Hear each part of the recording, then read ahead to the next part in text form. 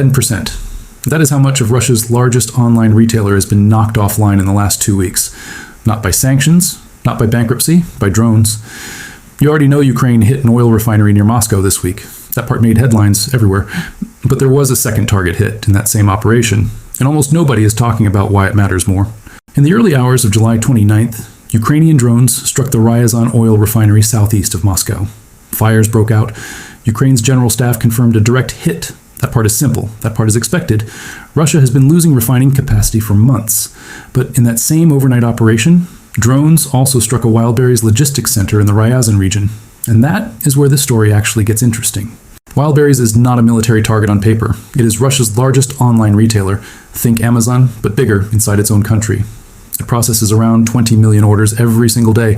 Founded by Tatiana Kim, now the wealthiest woman in Russia. Almost half of Russia's entire online retail market runs through this one company. So why is Ukraine hitting warehouses full of clothes and appliances? Stay with that question. Because the answer changes how you should think about this entire war. This was not the first strike on Wildberries. It was reported to be at least the 10th. Attacks began around July 18th, when a strike on warehouses killed 8 workers. Since then, the campaign has spread fast. Facilities hit in Moscow region, facilities hit in Tambov, facilities hit in Krasnodar, where 10 people were wounded and 1 woman later died in hospital. Facilities hit near St. Petersburg. Facilities hit in occupied Crimea. By late July, at least 9 people were confirmed dead across these strikes. Dozens more injured, some of them migrant workers from Central Asia. Here's the number that should stop you. As of this week, media estimates put the damage at roughly 10% of Wildberries' total warehouse capacity across the entire country. 10% of one of the biggest logistics networks in Russia. Gone in a matter of days. Now here's the detail that turns this from a strange story into a disturbing one. 11 days before the strikes on Wildberries began, the company quietly rewrote its own seller contract. It reclassified drone strikes as force majeure events. In plain language, that meant Wildberries would no longer have to pay compensation to the small businesses whose goods were destroyed in an attack. 11 days. Then the warehouses started burning. Small vendors who lost everything got nothing back. One clothing seller told journalists he lost around a third of his stock, roughly $150,000 in goods, in a single strike. No compensation, no safety net, just ashes and a contract clause that protected the company, not the people who depend on it. Whether that timing was foresight or just cautious business planning, you can decide for yourself. But it tells you something about who actually carries the cost when a war reaches into civilian infrastructure. And that brings us to the real question underneath all of this. Is Wildberries actually a legitimate target, or is Ukraine just hitting ordinary shopping warehouses to punish ordinary Russians? Ukraine's answer is specific, and it is worth hearing in full. President Volodymyr Zelensky has publicly accused Wildberries of helping supply the Russian military, saying the warehouses were used to distribute navigation systems, drone components, and other equipment for Russian forces. Under international law, infrastructure that makes an effective contribution to military action can become a legitimate target, provided precautions are taken to limit civilian harm. The Kremlin denies this completely. Wildberries denies it too. Founder Tatiana Kim has accused Ukraine of attacking ordinary people simply doing their jobs. Her company says evacuations were carried out quickly and that no lives were lost in some of the most recent strikes. 2 completely different stories. One side says legitimate military target hiding behind a shopping cart icon. The other side says civilian catastrophe with a body count. What we do know for certain is what happened next, and that part is not in dispute. The European Union sanctioned Wildberries' banking arm this week, specifically citing its financial contribution to the Russian state budget. That is not a symbolic gesture. That is the EU treating this company as part of Russia's war economy, not as a neutral retailer caught in the crossfire. And Wildberries itself is now planning to move.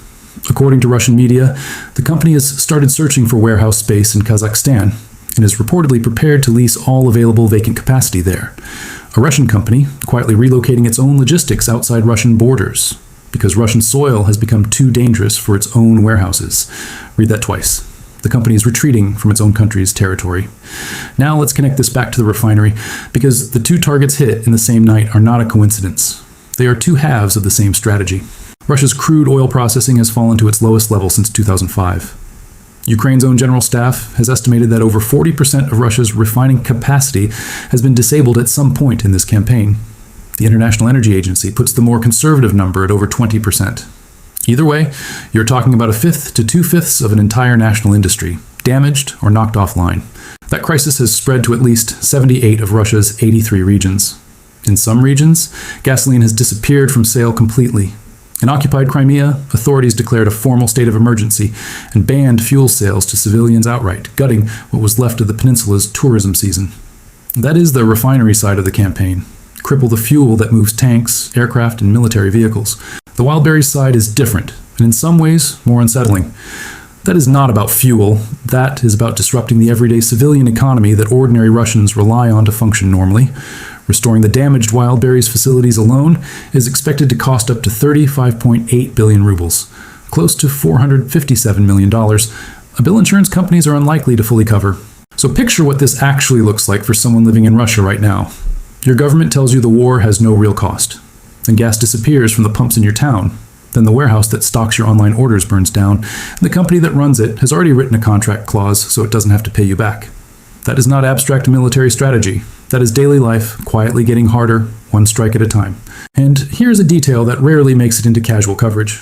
President Putin himself, in a rare public acknowledgement in early July, admitted the war has created real problems for the country's oil supply chain. This is a government that has spent over 4 years insisting ordinary Russians pay no real price for this war. When the head of state starts acknowledging strain publicly, even in careful language, that tells you the pressure has become difficult to hide. Let's zoom out and put this in its full context, because a single night only tells you so much. Ukraine is running 2 connected campaigns at once. One targets industrial fuel infrastructure that keeps military hardware running. The other targets civilian-facing logistics infrastructure that Ukraine says has been folded into military supply chains. Different targets, same underlying goal. Make the war too expensive and too visible for Russia to keep pretending life is normal. And there's an asymmetry at the heart of both campaigns that Russia cannot easily fix. A long-range strike drone costs a small fraction of what it costs Russia to defend against it, let alone rebuild a damaged refinery unit or an entire logistics warehouse. Every strike forces Russia into a losing math problem. Repair costs climb. Replacement parts get harder to source under sanctions. Insurance disputes pile up. Companies rewrite their own contracts to avoid paying their own people. None of this means the war is close to ending. Russia has absorbed enormous costs throughout this war and kept fighting regardless. Refineries get rebuilt, slowly and expensively. Warehouses get relocated to Kazakhstan. State media finds new language to reassure a tired population. But wars are fought on industrial capacity as much as on territory. And what happened in that one overnight operation, a refinery on fire and a shopping warehouse in ashes, tells you exactly where this war is actually being fought right now. Not just on a front line you can point to on a map. Inside factories, inside warehouses, inside the daily routines of people who never signed up to be part of any of this. Watch the refinery numbers because they move with every strike and every repair. Watch the Wildberries campaign because how far Ukraine extends this new front into civilian-facing infrastructure will tell you something important about where this strategy goes next. And watch whether Russian companies keep quietly relocating outside their own borders, because that is a signal words from the Kremlin can't fully cover up. If this story opened your eyes to a side of this war you haven't seen covered anywhere else, like this video, drop your thoughts in the comments, and subscribe so you don't miss the next update the moment it happens.